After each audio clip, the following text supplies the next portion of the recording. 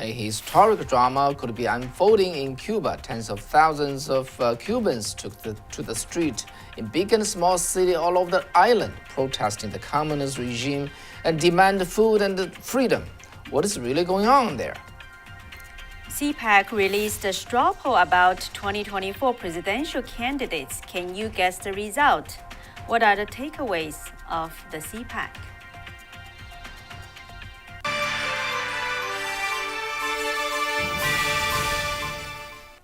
Welcome to Wei and Kathy show.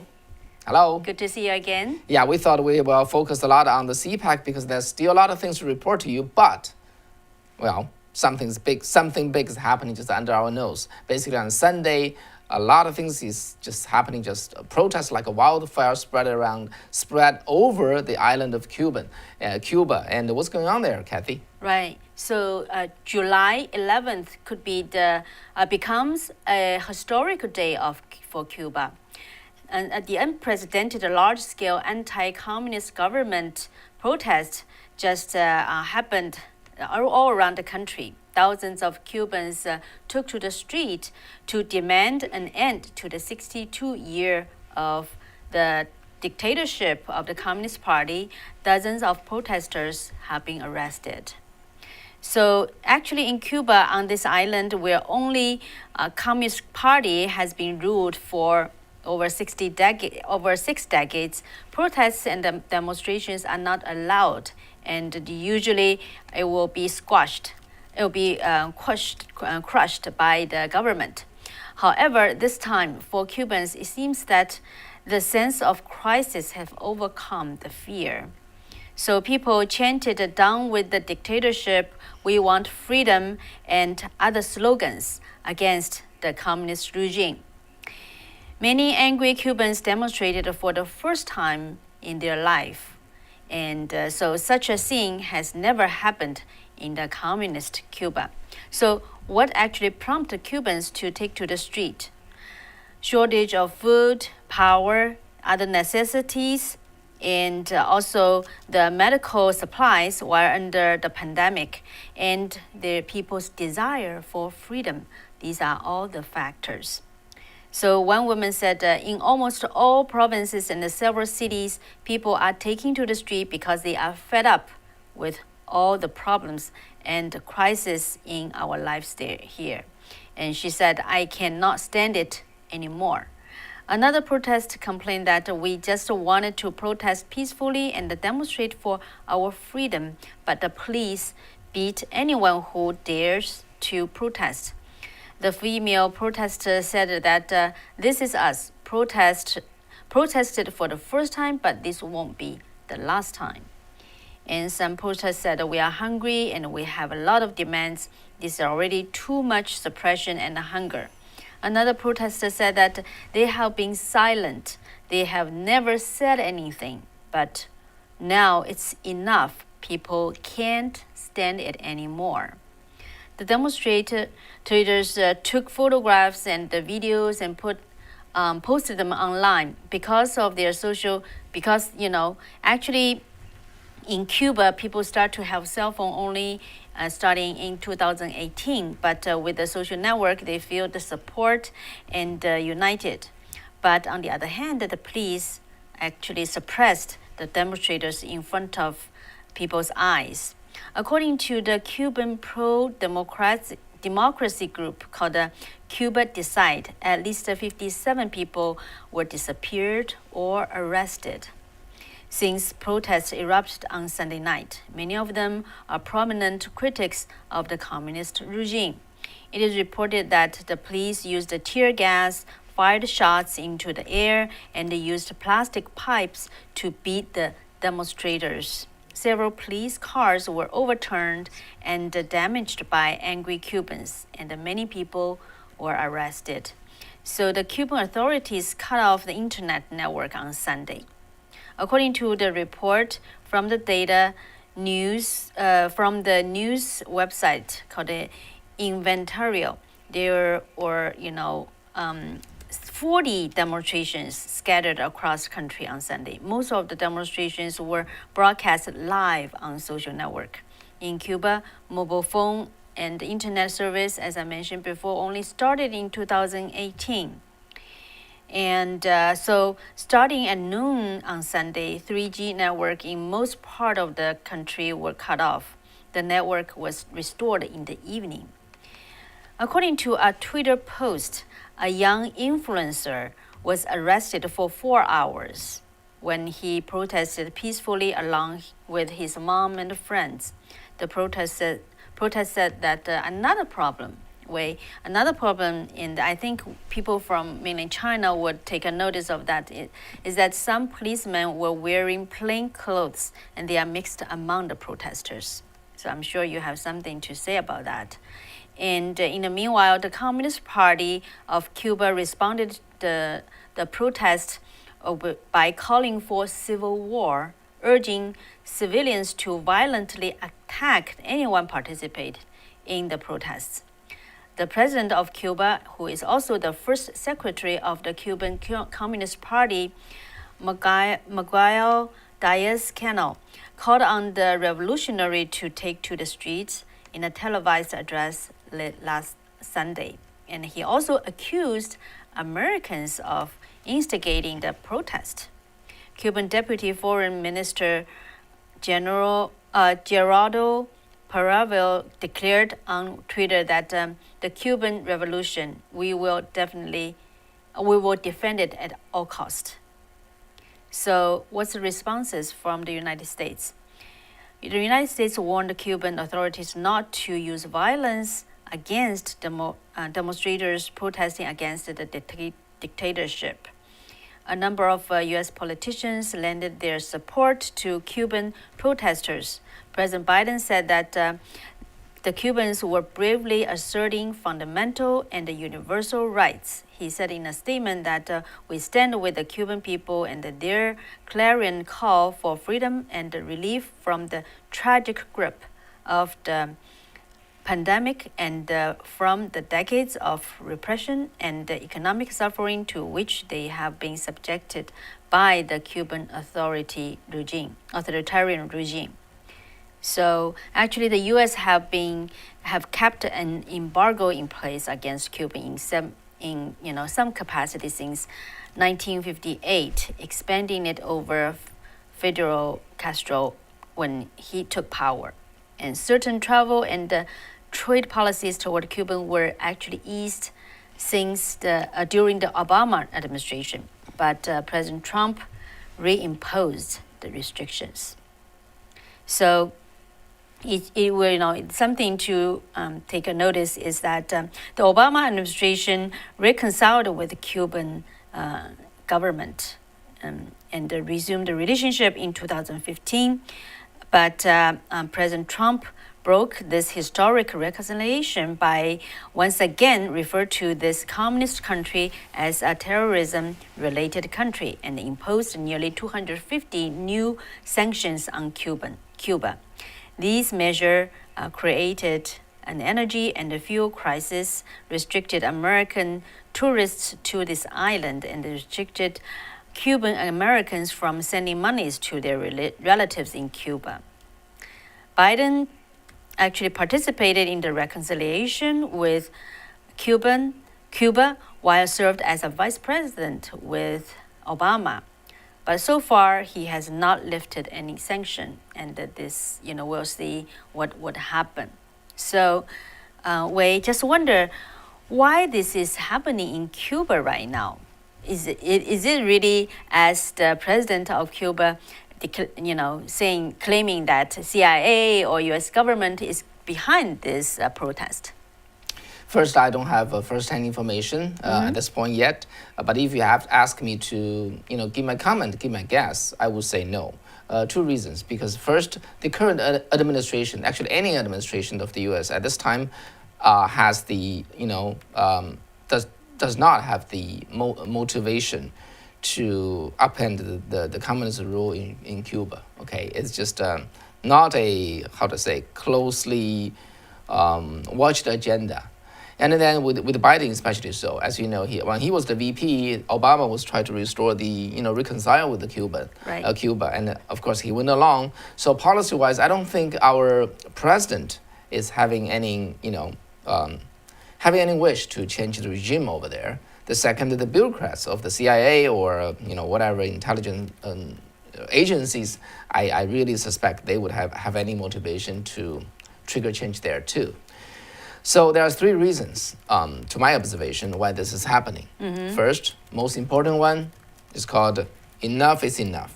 All right, and so basically, when it has been 62 years. So for Cubans, as like us, when we lived through the communism, when the suffering, when the bearing goes, becomes so much, you just cannot suffer anymore. You rise up, and that's the first reason. Enough is enough, really. Okay.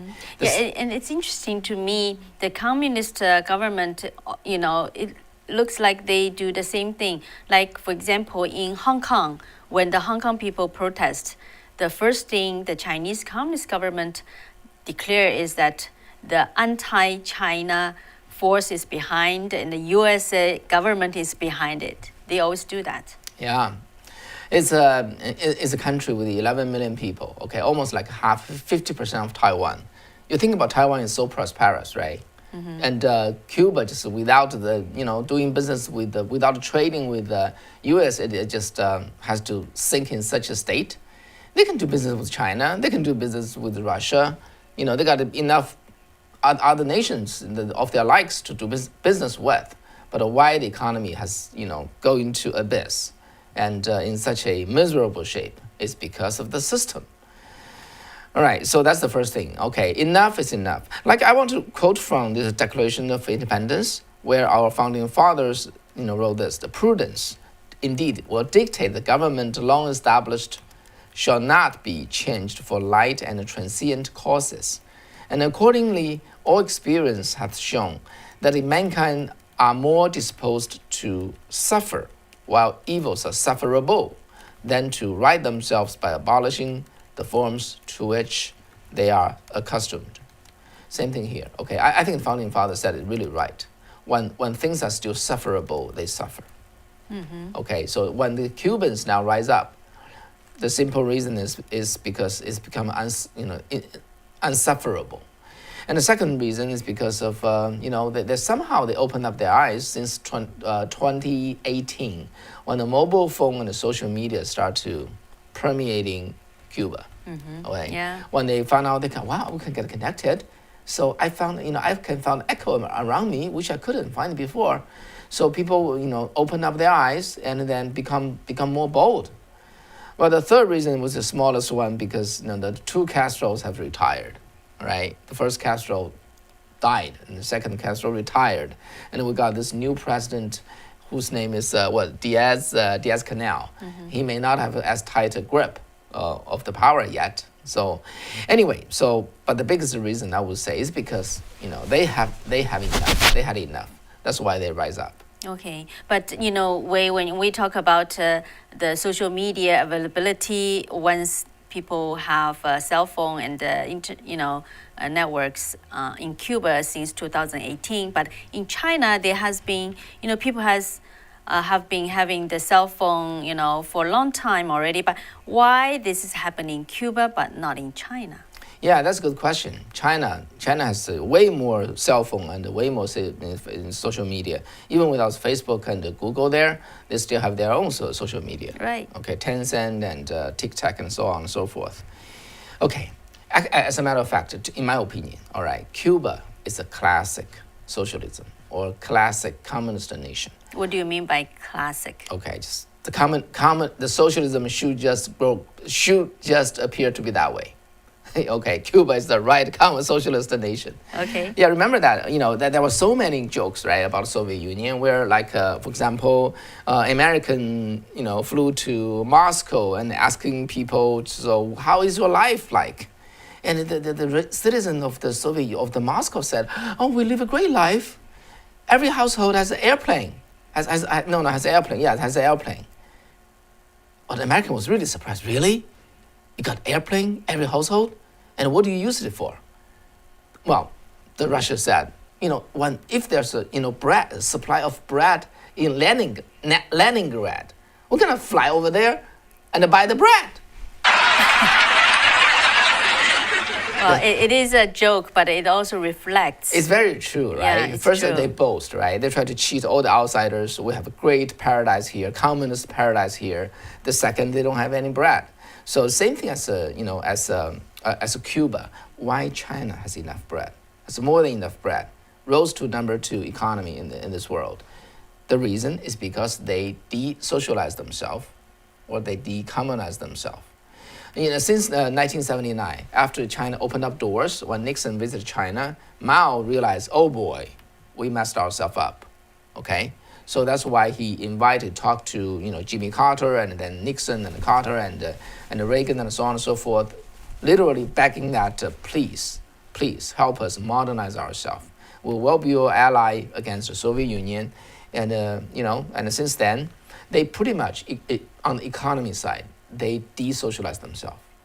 The very reason that they give up, 80% of the socialism in the economic sector in China, and then with the trade with the U.S., that's how China boomed. Well, and also, coupling with how they steal the technology from the United States, Yeah. right? Whatever they try to attract the investment in the companies into China, but they force them to, do joint ventures. Yeah. Right. I still remember, in a very, when I was very little, I heard about average families, they cannot raise chicken, right, in any families. While in the Cultural Revolution, but during Deng Xiaoping's era, he kind of loosened that up. So he's allowing the people they can raise chickens at their backyards, and that actually brings some economic growth. Yeah. So it means if it's under communist regimes restriction, there's no economic growth. Yeah, they really touted that as a great modern time reform that bring the prosperity to China. But the essence of their so-called reform is they just give up socialism, go back to capitalism. As simple as that. It was just like that before communists took over. So when they revert back to the capitalism or the traditional way of marketing, then the normal economy and the country boomed, just like that, simply like that. Okay, so 2 reasons, right? First, when they de-socialize, communize themselves, and then the economy gain vitality. That's the first thing. Second, by trading with the U.S., right? By trading with the U.S., which has happened to be another capitalist nation or another free nation, they're able to absorb and receive technology, and they can investment. They can even steal technology. Okay, that's exactly that. That's the very reason is because there is U.S. there, right? The booming country, the free country with so much technology and so strong economic power that can feed China. So, but now think about it. Now at this time, at very time, I talk about news in the other Chinese show, which is about today in China, Jack Ma, right? Remember Alibaba? Jack Ma is running into big trouble. He's just short of being put into jail. And then all the big tech leaders, the chairman, CEO of the big tech, like a Didi, what was it, Didi? Didi, the online car share. Yeah, the car share thing. And then you got the Tencent's boss and the TikTok's boss, and so on and so forth. They are censured, they are even just put in jail, and so far and so forth. The reason is this. The reason is because they think those tech companies becomes too powerful. While there's only like 90 million communist members, Communist Party members, there are 1.2 billion users of the Tencent software. That's very, very scary to them. Even they are just an app user, but communists cannot accept that because they never feel safe. So whatever thing independent grow to be big, they have to break it. So this kind of breaking will destroy the China high-tech industry, literally. Please watch that. In the next couple of years, the high-tech industry will lose. They have lost their motivation to innovate, because the more innovation they are, the faster they grow, the more dangerous they put themselves in. So this is their goal coming back. Even though they de-socialize themselves, introduced capitalism, free market, on the economic side, they create a certain type of boom, they will not change for real.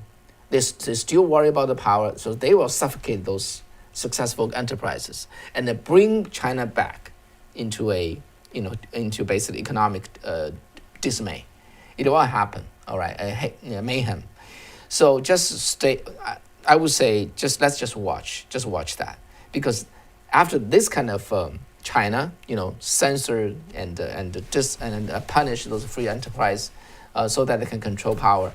That's the classic socialist China, just like the classic socialist Cuba, just like the Soviet Union.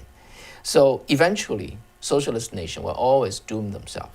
They will doom themselves without any, even external, force, because it's just not a entity that can survive. Yeah, so internet, and the technology, seems to be a double-edged sword for the communist regime. But on the other hand, what if countries like United States just keep, feeding such technologies in one way or the other, whether they're voluntarily or just passively being stolen technology by those like a communist regime? Yeah. So that's indeed the case. As communist China, they're much more cunning, and have much more resources.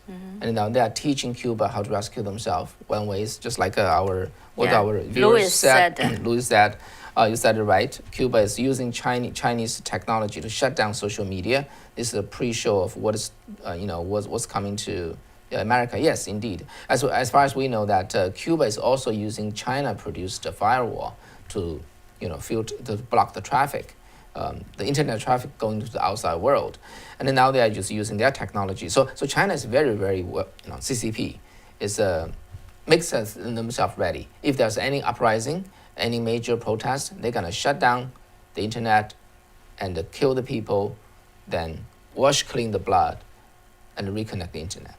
So they already have that drill. They know exactly how to do that, and much more sophisticated than any communist elsewhere. However, it's still communist. Okay, I think Cuba will fall, sooner, and China will fall eventually. And so here, R.B. Spider, you wrote, wouldn't it be strange if Cuba and DPRK, North Korea, both fall under Biden-Harris regime? To be honest, I think it's not strange. It could happen. Okay, not because of the Biden and Harris does anything, because when it is the time for them to fall, they will fall. Yeah, I think especially when people inside those countries, right, when they rise up, that's the real strength came from. That's what I think. What do you think? Yeah, that's the case. They fall because of themselves, because of the people cannot bear with it. Yeah. So, but anyway, I do want to talk about the other things. Okay, what happened in Cuba, just like what happened earlier in Venezuela, right? Yeah. So, do you think it could change the government in Cuba? Okay. First, I want to talk about its impact on America, but let's talk about whether it's going to change. It's going to change Cuba for good. That's a very good question. Okay, I cannot say for certain because it has to do with how the regime will respond. Okay, if they roll a tank on the street and shoot around just like 1989 Tiananmen Square, they could suppress it. Okay, but if I do make the best effort guess, I think they could. The regime could fall this time, because the the regime does not have the sophistication and the resource that the CCP has. Okay, unless CCP really run to their aid and supply all the resources. It's a very vulnerable regime, Cuba regime. So, but what I want to really focus more is about what's the lesson that we in America should learn. Okay, Cuba is 130 miles away from Miami, right? It's a very short distance, and it was almost like a U.S. colony or tourist spot, 60 years ago, right? American Florida people just fly over there, they buy land there, and they gamble and they have fun and things like that. Spend a weekend, they did that all the time, and then now it's just like it turned into a communist nation like this, and Cuba and reminded again, what is it? What is this essentially, socialist nation? It simply doesn't work. Yeah, what's sad about this is, American kids like, essentially like Margaret Thatcher, right? I think the prime minister of the, Britain, back then in the 1980s, 90s, and she said this very famous quote: "The problem with socialism is that you eventually run out of other people's money." Mm-hmm. Socialism is just spend other people's money. That's it. They don't produce things. They stagnate everything, but unfortunately, young people do not learn about this quote and do not understand it. Yeah, especially young people nowadays in the United States. I talked to a lot of people at CPAC and asked them this question, and they all said that young people in the United States think, oh, sharing is a great thing, right? So in their minds, socialism is just sharing, but what things are you sharing? Are you sharing your own things or sharing other people's money? You always share other people's money because Right. you don't produce. By sharing other people's money, they don't produce either. So eventually things fall apart. And so I wanted to say something. So there was a reporter, right, investigative reporter. She was with the Fox, and her name is Sarah A. Carter. And then during CPAC, she said, I was doing investigative reporting in Afghanistan, in the Iraq, and in Syria, and many places like refugee camp. He said, I never met any single person there who is not willing to come to the U.S. Every person wants to come to the U.S.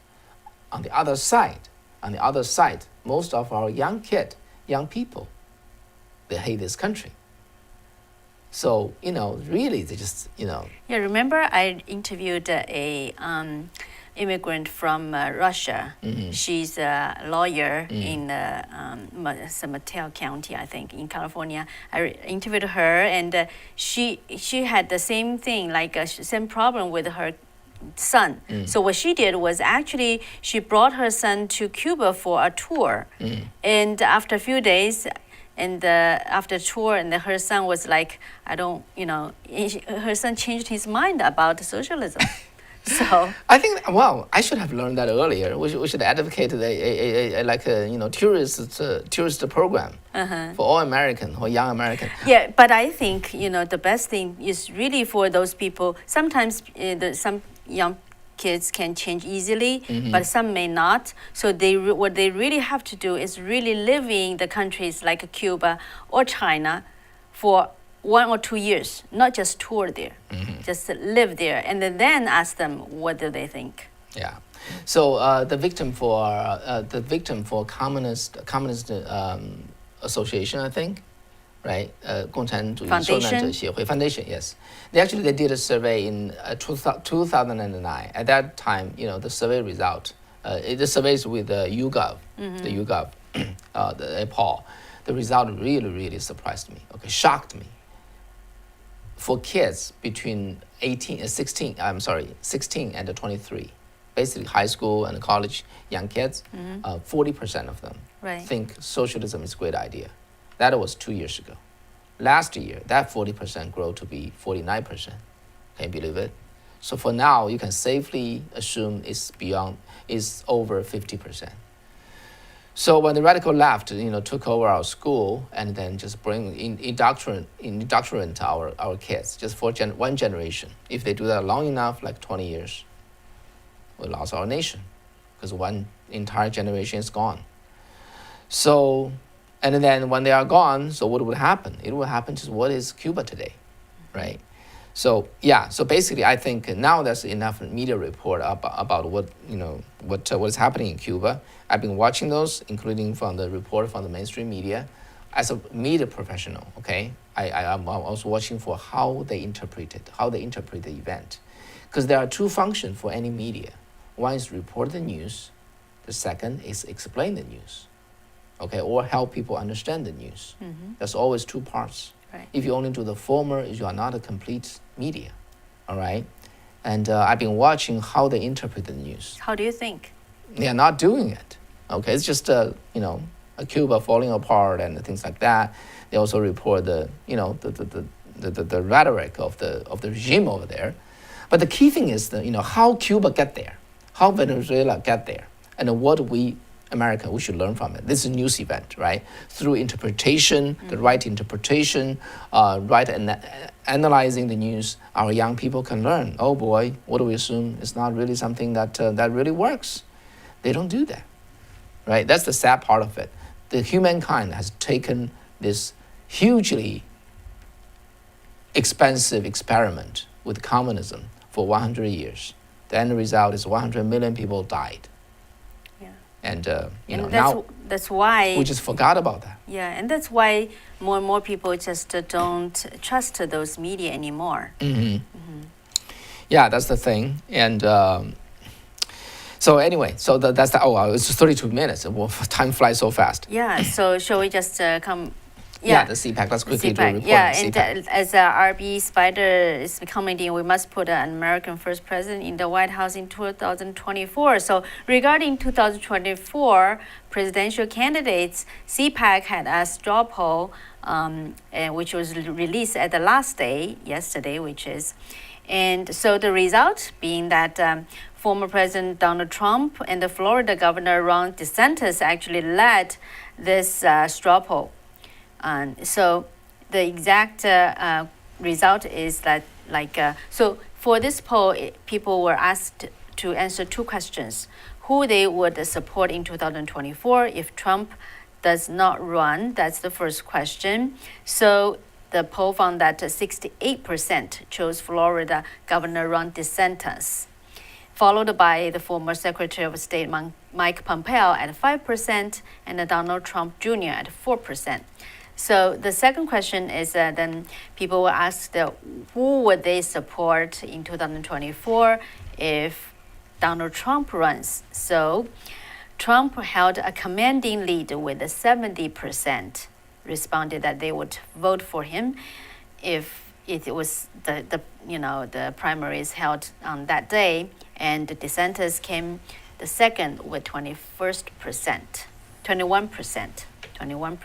So Mike Pompeo, Rand Paul, Ted Cruz, Kristi Noem, and a couple of other people all got 1%. So actually, for both Trump and DeSantis, they got more support since last CPAC in February, right, in Orlando. At that time, Trump won 55% of the vote, and DeSantis got 21%. But if Trump were not to run, DeSantis will receive 43%. This time he got like 68%. Yeah, if Trump does not run. And overall, Trump received a 98% overall approving, 88% strongly approved, and 10% somewhat approved.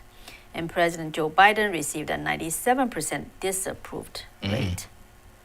So, and the CPAC attendees were also asked a question like, what are the most concerned issues facing this country? So what they choose was like a voter ID, election integrity, constitutional rights, and immigration border war issues.